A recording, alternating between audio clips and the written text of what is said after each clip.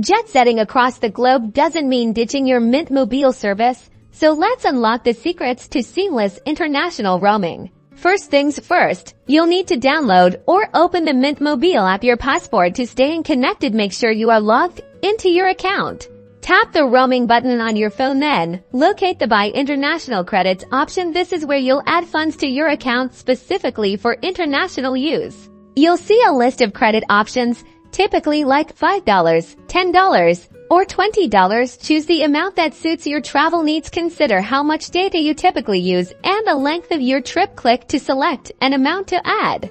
Review your selection on the confirmation screen. Pay attention to the total cost, as well as the data, texts, and call rates you will get from your international roaming. Before you finalize your purchase, in the home screen under the Roaming tab, you can find international rates on the app by country. These rates show you how much data, texts, and calls will cost per unit, ensuring there are no surprises. After purchasing, your international credit balance will appear in the app as you use data, send texts, or make calls. These credits will be deducted, so be sure to monitor your usage to avoid running out.